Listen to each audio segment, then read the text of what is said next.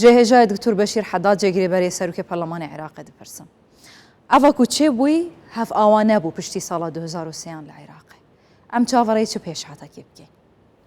یعنی پەرلەمانێکی بێسەدریان ممکنە چ پەرلەمانێک بیت؟ بەناوی خۆی گەورە مهرەبان، سڵاو لە جەنابتان، سڵاو لە بینەرانی بەڕێز. بەڕاستی ئەوەی کە ڕوویدا چاوەڕوان کراو نەبوو، بەڵام شتێکی نامۆش نەبوو لە سیاسەتی ڕەوتی سەدر و لە خودی بەڕێز موقتەدا سەدر. لەبەر ئەوە ئەو بەڕێزە زۆر جاری دیکەشەوە لە پێشتردا بینیومانە کە هەڵوێستی جیاجایی بووە و سەیری بووە و لەسەر ئەو باڵێ هەڵوێستێکدا جێگیر نابێ. لەبەر ئەوە ئەمە یەکێکە لەو هەڵوێستانەی کە جێگای مشت و مڕ زۆر دروست دەکا و پرۆسەی سیاسی بە شێوەیەکی گشتی لە قۆناغێکەوە وەرەو قۆناغێکی دیکە دەبا. ئەوەی کە بە شێوەیەکی گشتی دەکرێت بڵین بە دڵنیاییەوە قۆناغی دوای دەست لە کار کێشانەوە قەت وەک قۆناغی پێش دەست لە کار کێشانەوە نابێ. قۆناغەکە دەگۆڕێ، بارودۆخەکە لە زۆر ڕۆوە دەگۆڕێ و چەندین سیناریۆ ئێستا احتمالی هەیە کە ڕوو بدا، بەڵام ئاسۆیەکە دیار نییە، واتە ڕوون نییە کە چی ڕوودەدا و چی دەبێ و بەرەو چ ئاراستەیەک عێراق ڕێگا دەگرێتە بەر ئایا بەرەو جێگیربوون و ئیستیقرار یان بەرەو توندوتیژیەک یان بەرەو فەوزایەکی سیاسی کە ئەوسەری لێ دیار نەبێ. لەبەر ئەوە هەموو لایەنە سیاسیەکان ئەمڕۆ بە سوننە و بە شیعە و بە کوردیشەوە لێیان داوا کراوە کە زۆر بە وردی، زۆر بە حکمەتەوە مامەڵە لەگەڵ ئەم پێشهاتە بکەن و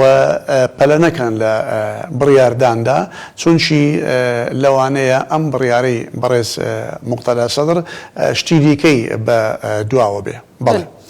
فالح فەیاز، عەمار حەکیم،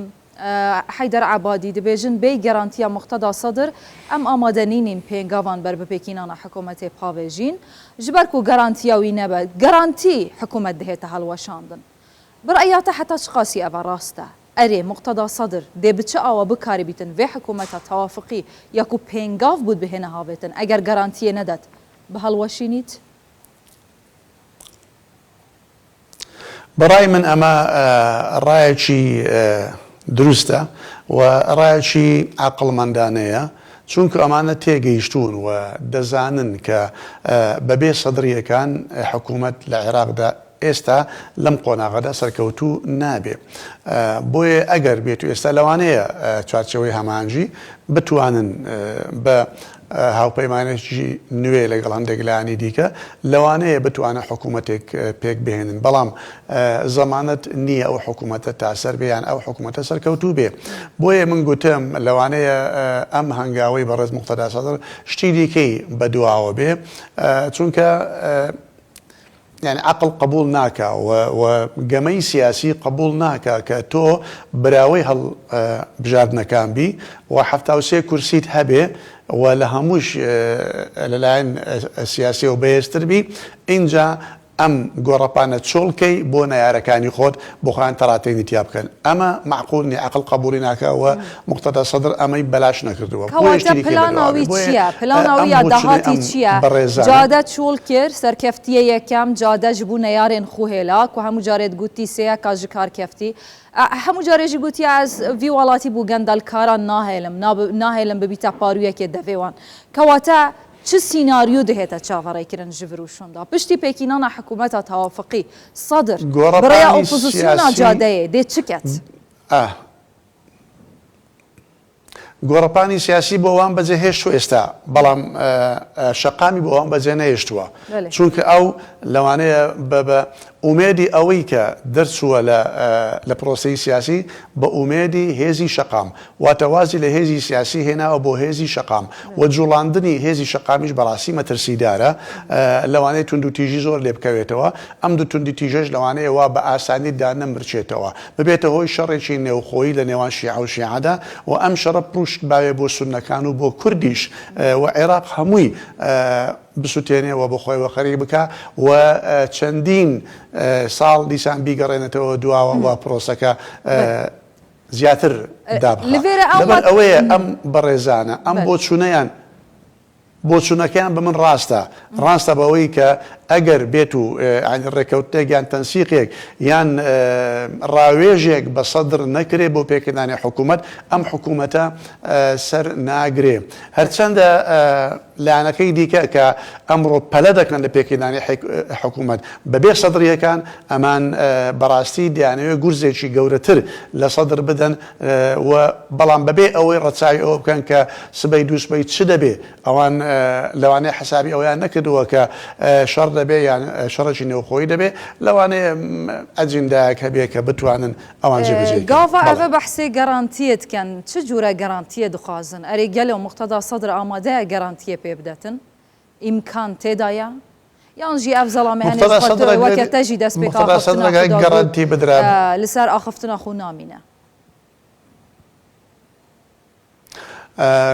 گەرانتی ئەگەر ئامادە بی ئێستا گەرانتی بداتە ئەوانە بۆ پێکردانی حکوومەت هەر لە سەرتاوە ئەو کاری نەرەکردو لەگەڵیان دەچوە تەحالوفێکەوە و حکوومەتەکەی پێک دێنا بەڵام ئەو لە قسەی خۆی نایەتە خوارەوە کە دەڵێ حکوومەتی زۆرینە بۆیە ئەو حکوومەتی بەبێ حکوومەتی زۆرینە بە هیچ شێوازێکی دیکەی حکوومەت ڕازی نییە بۆیە من تەوەقع دەکەم ئەو بەڕێزانە ینی فالح فەیاز و ئەوەی دیکە کە دەڵێن بەبێ سەدرەکان حکوومەت دروست نابێ ئەمە سەرەتای دروستبوونی با بڵێن شەقێکە لە نێوان لە ماڵی چوارچەوەی هەماهەنگی چونکە چوارچەوەی هەماهەنگی ئێستا هەمویان کۆکنین لەسەر ئەوە کە زوو بەپەلە بچین حکوومەتەکە پێک بێنن لەوانەیە لەو نێوەندەشدا ئەگەر سوننە و پارتی دیموکراتی کوردستانیش ئەگەر لەگەڵ چوارچەوەی هەماهەنگی نەچن ئەمە زیاتر ئەوان پراوێز دەخرێن و زیاتر لەوانەیە ئەم دوو پارچەیە لە نێوان لە ماڵی چوارچەوەی هەماهەنگیدا دروست دەبێت بۆیە ناتوانن ئەگەر بەڕاستی بڵین سەدر بەم هەنگاوە دیسان گورزێکی دیکەی لە نەیارەکانی خۆیدا لە چوارچەوەی هەماهەنگی چونچی لە سەرتاوە چەندین گورزی لێدان گورزی یەکەم گورزێکی بەهێز و کوشندەی لێدان کاتێکە کە لە هەڵبژاردنەکان سەرکەوت و 73 کورسی هێنا ئەمە بۆ چوارچەوەی هەماهەنگی گورزێکی زۆر گەورە بوو تەوەقوعی ئەویان نەدەکرد گورزی دووهەم ئەوە بوو کە لەو ماوەیەدا کە لە هەوڵی پێکردانی حکوومەت بوو بەڵام نەیتوانی بەڵام ئەوەندەی توانی کە لە نێو پەرلەماندا چەندی یاسایەک تێپەڕێنێ بۆ نمونە یاسای ئاسایشی خۆراک کە ئەمە بەڕاستی باڵێن متمانەی جەماوەری چوارچێوە بە چوارچێوە کەم کردەوە چونچی توانی سەدر ئەوەی ویستی توانی لە پەرلەمان تێپەڕێنێ و حکوومەتەکە بەردەوام کە بەوەی کە نزیکەی 26 تریلیۆن دیناری لە بەردەست حکوومەت دانا سێهەم گورز کە سەدر لە نەیارەکانیدا ئەم بڕیارەی دەستەکات کێشانەوەی بوو کە مەجالی دانێ بۆ ئەوەی ئەوان هەوڵی پێکردانی حکوومەت بدەن کە حکوومەتیان پێکەنا ئەو بە ئاسانی بتوانێت حکوومەتەکەیان بڕوخێنێ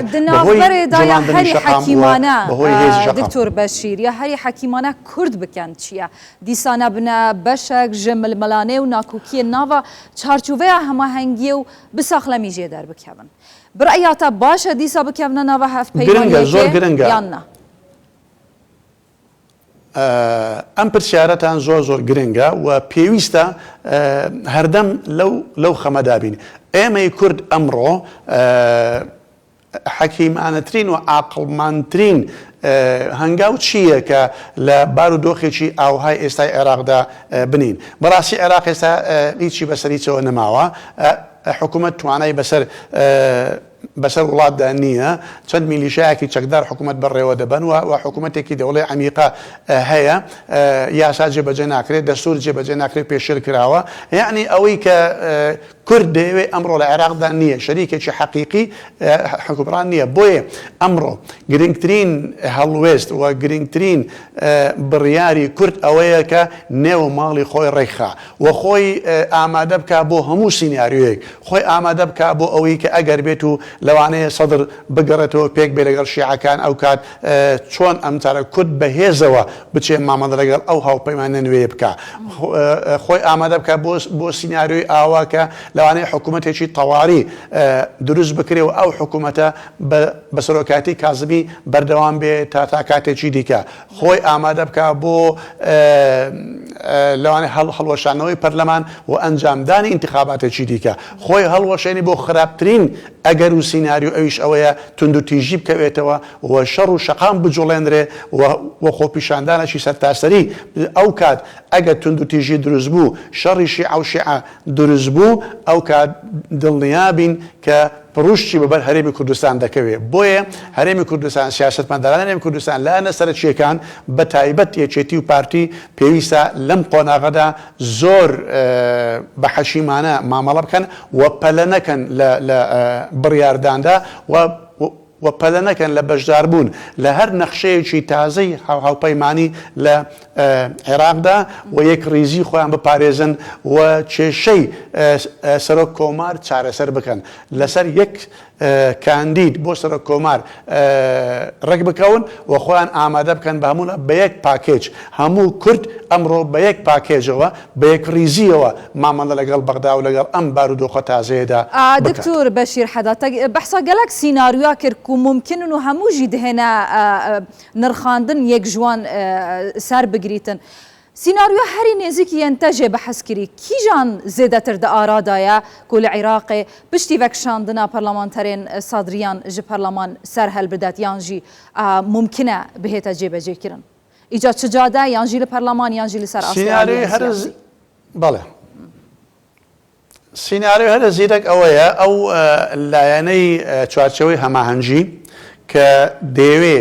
پەلە بکە لە پێکردنانی حکوومەت لەوانەیە ئەوان زاڵ بن بەسەر لایەکەی دیکە چوارچێوە کە دەیەوێ گفتوگۆ لەگەڵ بەڕێز مختار سەدر بکە بۆیە لایەنی پەلەکردنەکە لە چوارچێوەی هەمانجی لەوانەیە سەر بگرێ و لەوانەیە هەوڵ بدەن بۆ پێکردنانی حکوومەت و لەو لاشەوە لە بەرامبەر بەڕێز مختار سەدر هەوڵی جوڵانەوەی شەقام بدە و ئەم